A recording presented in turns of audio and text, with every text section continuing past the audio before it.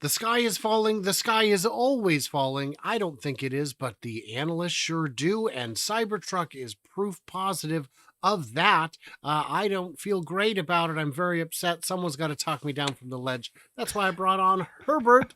I'm Brian. Welcome to Future Raza.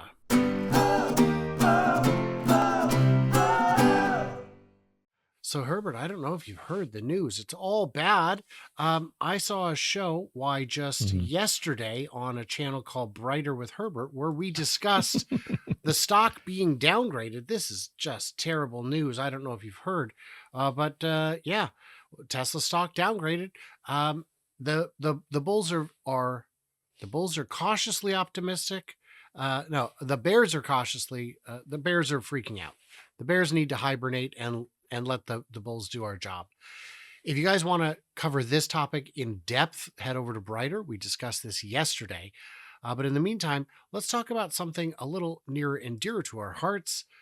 Cybertruck resale market loses all momentum. Isn't this Yeah, terrible? Have you I've seen that. heard? Yeah. So Yeah. tragic. So what happened was a truck was put up for on Cars and Bids. It got to, I think, 155,000 before it failed to sell.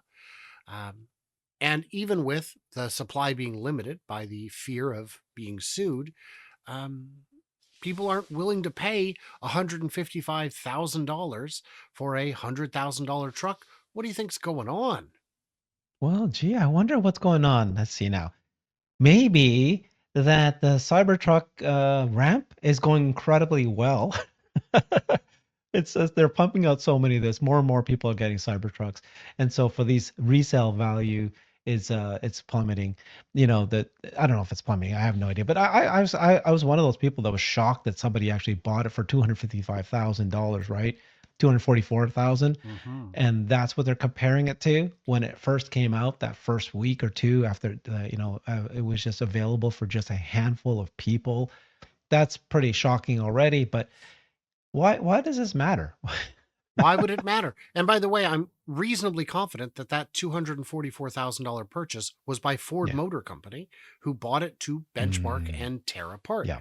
So for There you go. them, the sky's the limit. They'll pay whatever it takes, but they need it now. And the number of Yeah. companies willing to buy it now is very limited, especially when there are two benchmarking companies in Michigan that already have their hands on it. Caresoft and Sandy Monroe from Monroe and Associates are both already tearing it apart.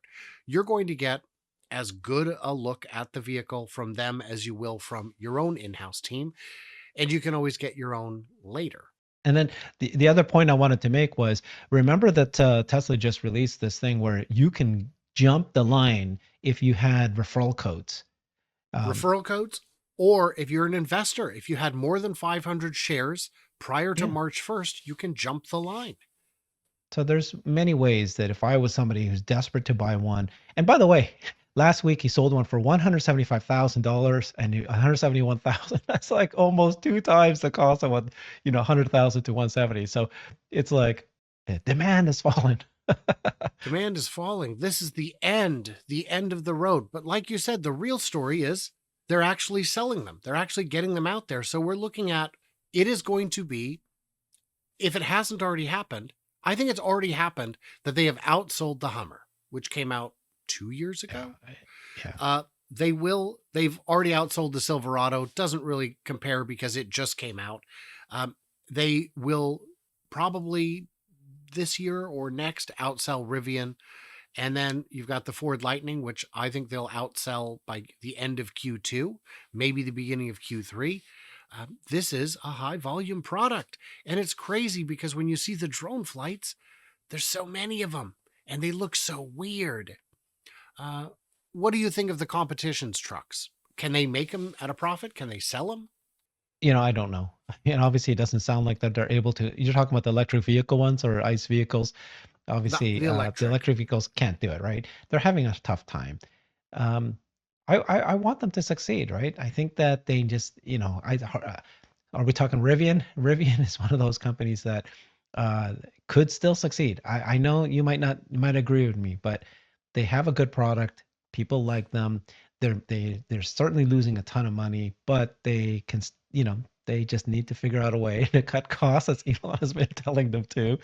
And they might be able to do that now that they've had a couple of years of experience like producing these vehicles, and they need another injection, and then they'll get their runway. But the cars themselves are well received by the market, and I think that's challenge one. And then, of course, the next challenge, even more important, is manufacturing and be able to do it at cash flow positive, as Elon's been saying. So excruciating. That's what they need to do. If they had people wanting to sleep in the factories like Elon did, maybe they have a chance. Well, and to the critics who say workers shouldn't be sleeping on the factory floor, hourly workers were not doing that. They don't want hourly workers putting in 80 hours. It results in higher injury rates. It was the executives and engineers whose work you can get a benefit from. Rivian makes a good product. There's no two ways about it. I like Rivian. It's a truck, it's an SUV, whichever one you're looking at. It feels like it should cost $120,000 because it does, regardless of what they're selling it at. But what they understand that they need to get their costs under control, which is why they had the engineering layoff recently. Not engineering, the white collar layoff, not engineers. That is intended to increase their runway. They're slow the cash burn. And I think the R2, R3 demo gives them an opportunity to position themselves in a way where fundraising is actually possible, where they can show that there is excitement around their products, around their vehicles, and that hopefully is enough to get them over the hump. I have not counted out Rivian. I cannot say the same about some of Rivian's competitors. Right. No, I know. But what good is a cyber story without some high quality FUD? This is some terrible news. I don't know if you saw, but Tesla Cybertruck teardown finds Mexican parts. I'd like to see a car that doesn't include parts from Mexico and China, please. And launch quality as it demos wire steering. There was a real problem with this one, which was when they opened the rear doors. I don't know if you noticed, but the rear doors opened to almost 90 degrees. Such wonderful egress opportunities there. But one of the doors didn't. It only opened to a little bit less. And it was because they put the wrong door hinge on. They put the front door hinge on the back door. Yeah. Interesting. And that is absolutely a great example of an early product problem that will be ironed out over time. Some of the trucks... and the same thing that happened with Elon responding to the issue that that YouTuber, Marquis. Yes? Yeah, with the door hinge, that his door wasn't closing correctly because there's one part that, but it said, Elon said that it takes 15 minutes to fix it in our factory. Remember yes, that part? I do. Yeah. And on that one, what Marques Brownlee showed, it looked to me like... so I might be conflating two stories, but there was one I saw where somebody just wasn't shutting the door all the way. They were shutting it too gently. And if you shut a car door too gently, then you have to give it another good push. And the Cybertruck has a fail-safe to try and prevent you from squishing your fingers that way. But I don't know if his was That's not what this is. That was actually installed wrong. Okay. Yeah. And that's a good example. Matt Wallace in Vegas, who's a really fun guy, and he's the one who got famous for his smart fridge review, smart washer review. His combo washer dryer made him famous. It was wonderful. On his, when he took delivery, he was as excited as you or I would be. He was as excited as anybody. And he looked at it and said, "My panels are not straight." And he took it back in and said, "Guys, you got to fix this." And they looked at it and said, "Yep." And it took them like 30 minutes because the panels can be adjusted that easily. So looking here, this is so crazy. Yeah, some of Cybertruck's made in Mexico steering and suspension components were fully on display in this first teardown that also showcased the sprawling battery pack. I guess, great. I don't know why we're phrasing it like that. I mean, are we trying to... Yeah. Cybertruck build quality. The inaugural Cybertruck teardown was that its build suffers from the typical, as a presenter called it, launch quality issues. Typical. It's typical. but we still got to make a news story about it. Yeah. Yeah. I mean, how long does it take, Brian, for people to actually know the true quality of the vehicle that you just bought? Because right now, all the recent buyers are just raving about this thing, and the build quality looks fantastic, shockingly fantastic. Like, they're not seeing panel gaps. It's not like a widespread issue, maybe one truck or two, but it's not like this thing that's haunting the company at this point. You know what I mean? Like right now, what I'm hearing from folks is that it's actually a very well built car, and everything's looking like they're improving, and everything's going really well. What have you been hearing? That is what I've been hearing, but we have to incorporate early adopter bias into our assessments. If you look at buyer satisfaction, there was a recent survey that came out that showed number one for buyer satisfaction on the question, would you buy this brand again? Number one was Rivian. And as someone pointed out in response, yes, but what percentage of those buyers are also investors? Because you're going to have a very different perception of your vehicle if you own part of the company. And I think that's very fair. Well, the other reason is that if you only sell, let's say, less than 1 million cars per year, or in fact, hundreds of thousands, or even tens of thousands, you can have the rabid fans. Tesla is now way past that, right? We're now selling 2 million cars per year. We're talking about selling this to people who don't even know anything about Tesla, who don't know anything about anything really. They're just buying the best car they can get. I have a friend who has three Teslas, and he had no idea that he can have FSD. He didn't know what FSD was. He never tried it before. And I'm like, you're a tech guy. You work for the tech industry. You own three Teslas. You didn't. I try not to be, because I know that I'm biased myself. I know that that's an issue. Like, I don't want to go, you didn't know about this, but it's just a fact. Here's a guy with three Teslas who didn't know that this exists. So, you know what I mean? Like, it's now spread to the point where people are just buying it because they know it's one of the best cars. They don't know anything about it. So now that we're at the point where the sentiment about this is no longer the sky high like Rivian would be. But it's like, at the end of the day, Tesla's is, if not the number one, it's the number two most loved brand. What is it? What percentage of people continue to rebuy the same brand, right? It was something 90 like plus. Yeah, I'd seen the lowest number I'd seen was still in the mid 80s. But you have to go back to the methodology. Did they not buy another Tesla because they needed a minivan, or because the next car they bought was for their son or daughter or their grandmother? There's a lot of variables in there. The brand loyalty is very high. Yeah, the other stat that just came out was wasn't it? One of the Tesla executives said this in the earnings call. They said that 95% of all buyers of Tesla cars was new buyers. Wow. So, how do you have brand loyalty when that's that First time high? buyers. First time buyers. Yeah. Oh, wow.